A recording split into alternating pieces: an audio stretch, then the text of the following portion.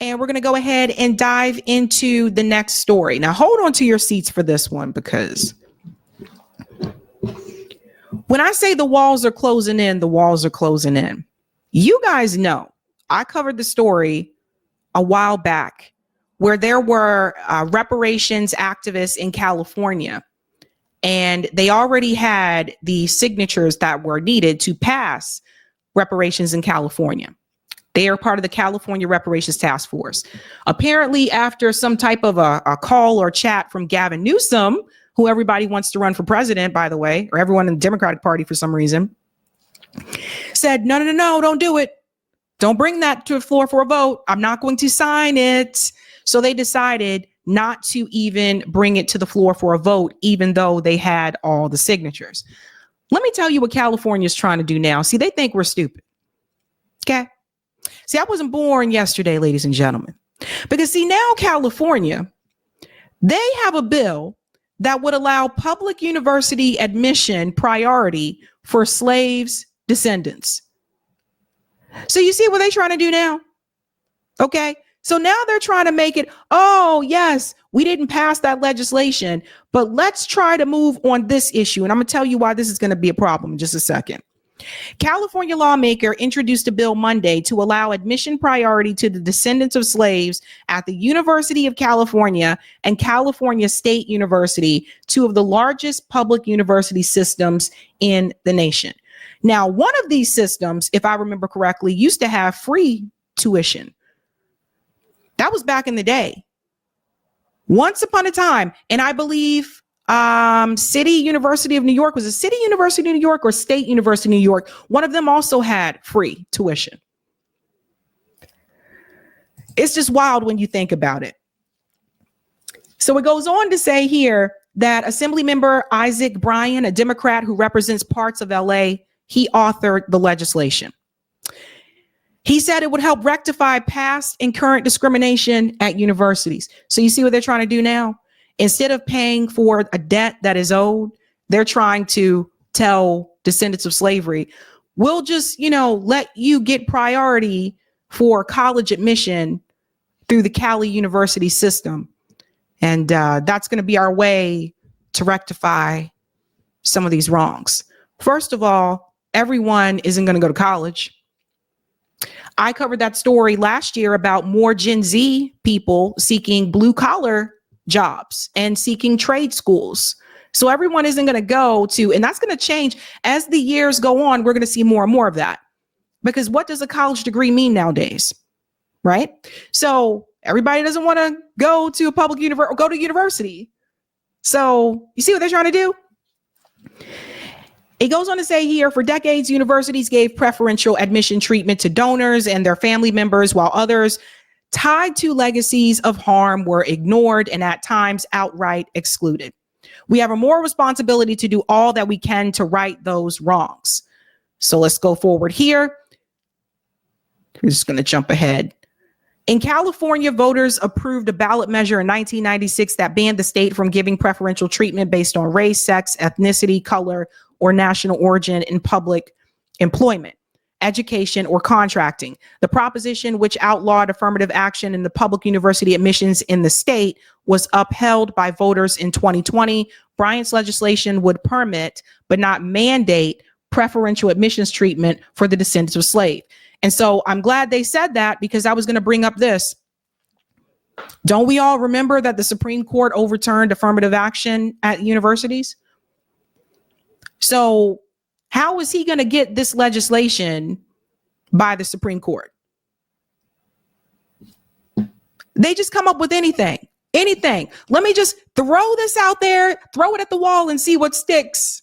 And maybe ADOS will be happy. Maybe ADOS will be happy. Let me just throw this at the wall and see what sticks. Why would you come out with this after what just happened with the Supreme Court? This is doomed to fail. Let's continue. This part right here. At the same time, legacy admissions, long seen as a perk for white and wealthy at selective colleges, have come under fire in recent years following the Supreme Court's ruling against affirmative action. By banning affirmative action, but allowing legacy preferences which favor the children of alumni and donors. Critics say the court left admissions even more lopsided against students of color. So one of the things California did do is they did outlaw legacy admissions, which I agree with that. I've said this over and over again. I don't think it's fair that you just automatically get in because your daddy went there or your mom went there or your granddad went there, and you're jumping over someone who actually may have had like the merits to get in. And I've seen it a number of times. About 40% of the students at Harvard University are legacies. Legs. So they did outlaw that. So if California outlawed legacy admissions, now they're going to turn around and they're going to implement priority admission at these universities for descendants of slavery. They know this is not going to pass. The Supreme Court can strike this down because of what they just ruled. So let me tell you something. The Gavin Newsom part right here. The proposal follows reparations efforts. See what they're doing? The proposal follows reparation efforts at the state level that have yielded mixed results. Democratic Governor Gavin Newsom signed a law in September to formally apologize for the state's legacy of racism and discrimination against Black residents. But state lawmakers blocked a bill that would have created an agency to administer reparation programs, and Newsom vetoed a proposal that would have helped Black families reclaim property that was seized unjustly by the government through eminent domain. So this is another example of the governor or any politician apologizing for something, but when it comes to the actions to right the wrong, the governor and the other politicians step in and make sure that that wrong is not rewritten. It's all talk and it's all smoke and mirrors. This is not reparations. Reparations is a debt that is owed. General Sherman promised 40 acres and a mule. You can do the math to figure out what that would be today. I think the best person to follow on this is Yvette Carnell and also Dr. Sandy Darity, because they did the research to tell you what it should be today. That's cash reparations. So they're trying to give you crumbs. They're trying to skirt around this so that they don't have to give you what you're owed. But other groups can get what they're owed. Japanese Americans that were a part of the internment camps got cash reparations, and so did their descendants. So this is not, we have to be careful, ladies and gentlemen. Do not let these politicians, this is why I tell you don't do this through the Democratic Party. These politicians are trying to now co-opt the word reparations, and they're trying to water it down just like they did the word progressive, and they're trying to make it be what they wanted to be so they can say they did something for you. This is the danger about trying to do it through the Democratic Party. So don't let them do that. That's not reparations. But on that note, I want to remind you of something. Here's something that happened. You guys remember this guy? Remember this guy? His sister's an actress, a famous actress. This gentleman here, he pretended to be Black to get into med school. Listen to this, and I'm going to tell you how this is connected to California. Listen. Now, the head of admissions consultant at Interview SOS has a unique experience with this topic. An Indian American, he realized the only way that he would be accepted at med school would be to pass as Black. He chronicled his experiences in his book, Almost Black, the true story of how I got into medical school by pretending to be Black. VJ Chokal Ingham joins me now. So you were studying statistics at the University of Chicago, and you say to yourself, I don't stand a chance with my 3.1. What did you do? Well, I shaved my head, I trimmed my eyelashes, and I decided to join the organization of Black students so I could apply to medical school as a Black man. I also used my middle name, Jojo. I subsequently interviewed at medical schools across the country. Pause. I want everyone to look at this for a second. So this is, I think her name's Mindy Kaling. She's an actress. You may be familiar with her. I think she was on The Office. I think a lot of you know who I'm talking about. She was also in that video with Kamala Harris where she was like, let's cook Indian food. Mindy Kaling, this is her brother. Now, she can't help what her brother did. But this guy basically cosplayed being black to get into med school. And it worked. So he went to the extent of shaving his head. And first of all, I don't know, people must have been drunk or something. And maybe they had on some beer goggles, because I can look at both of these pictures and I can tell that this is not a black man. So whoever fell for this, I don't know what to tell you. Don't know what to tell you. But do you see what he did? Listen to it. And managed to get waitlisted at Washington University and the University of Pennsylvania, then ranked the second and the third and fourth best medical schools in the country, and got into St. Louis University School of Medicine, despite the fact that my pretty pitiful 3.1 GPA was dramatically lower than their average of 3.7. Now, I wanted to mention a statistic you mentioned earlier in the program, which is that the majority of Harvard is now a minority. And I don't think that's true. I think that's very deceptive, because I think you're forgetting about the Pocahontas factor. And that is that there's a large number of people who are whiter than winter in Alaska who pose as minorities based on flimsy reasons. And as a result, it skews the statistics because they know that it can improve their chances of admission. So self-reporting of statistics that a minority, I don't think that's necessarily the best data to use. So, VJ, what you're saying is that you didn't just check a box. You went full on Tootsie. And there are others out there who may not adopt the personification of a particular group. But they're checking the same box in the same way. I'm an independent admissions consultant. And I have so many clients who, they have an African-American great-great-grandfather, their great-great-grandmother was Hispanic or something like that. And for very flimsy reasons, they call themselves minority because they know it's going to improve their chances of admissions. So we cannot ignore the Pocahontas factor when we look at that statistic that 51% of people at Harvard are saying that they're. All right, well, listen, So minority can mean different things, but Saul, thank you so much for saying this. He's trolling or something. Harvard is letting in black men with average grades ?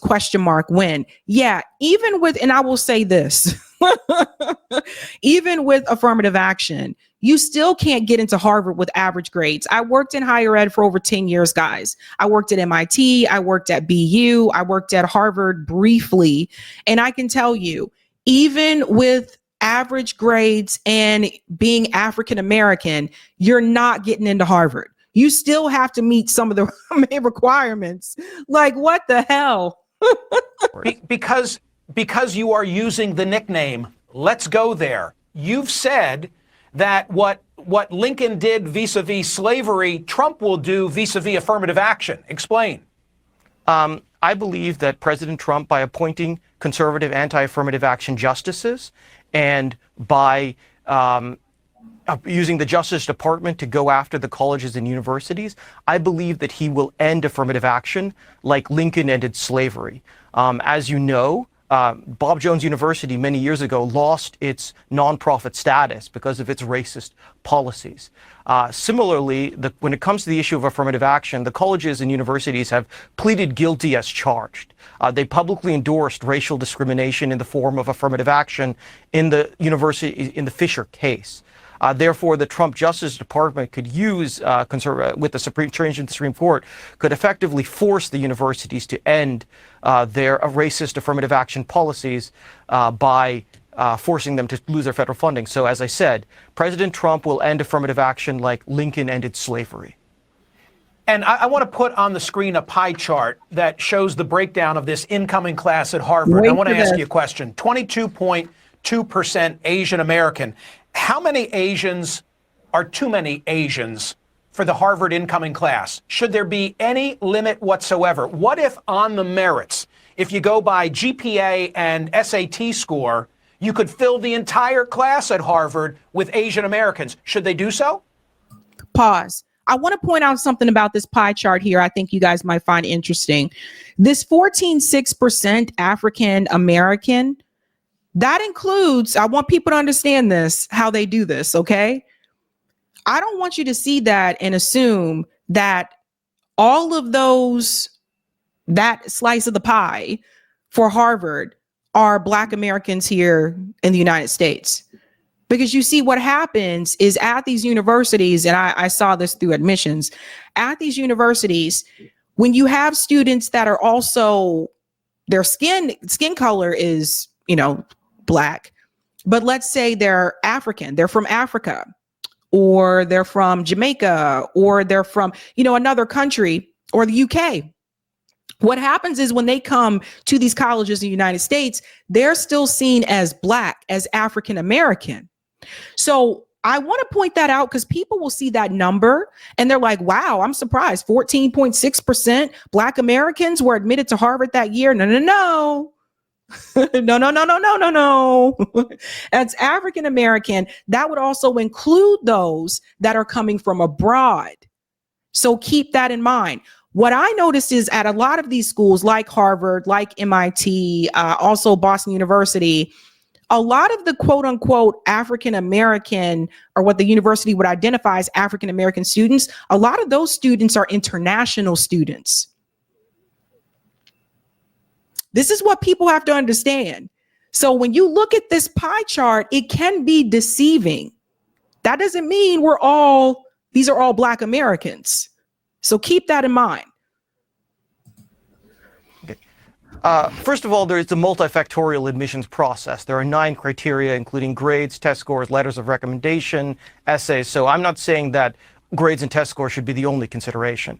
The second thing is data can easily be manipulated. I'm a CFA charter holder, but I can assess that. But the simple point is that as an Asian American, it is. 1 second. I want to go back to something else on this pie chart and show you as well. Same thing with the 49.2% that says white. That also includes European international students. So everybody needs to keep this in mind. A lot of these colleges like Harvard, MIT, Boston University, there's a large number of international students that are at those schools. And it's like, you either have to attend those schools or you have to work at those colleges to see that. I worked with admissions on different programs, so I know firsthand. So keep that in mind.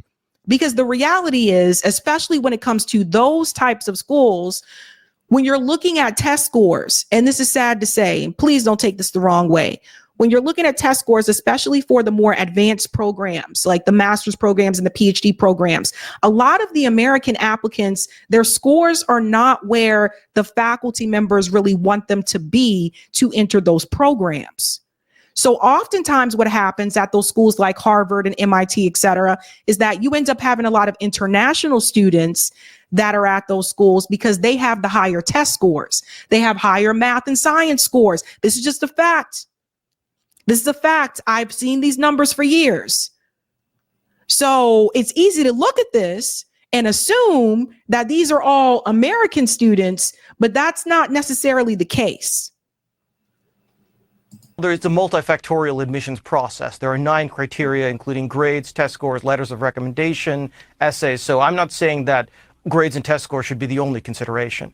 The second thing is data can easily be manipulated. I'm a CFA charter holder, but I can assess that. But the simple point is that as an Asian American, it is harder to get into college or graduate school than any other racial category. In every place where the data is available, it is consistently harder for an Asian American to get in.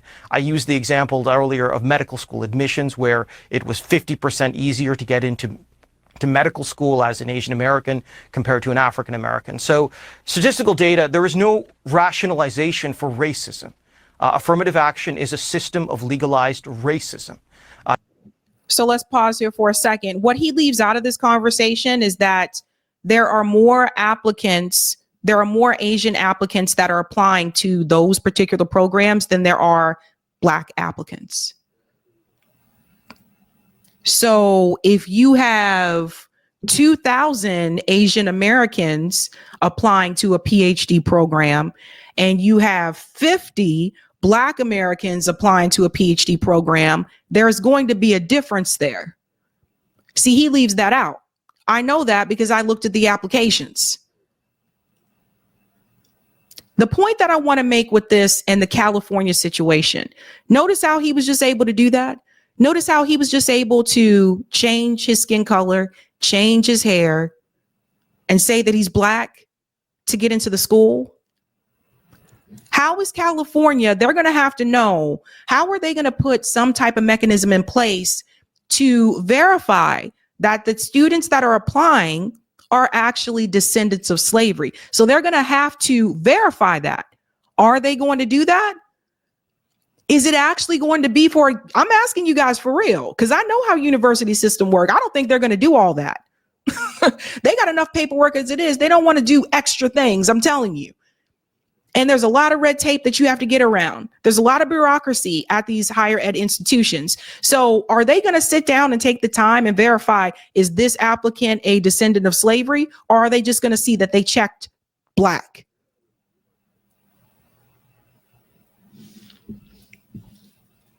Needless to say,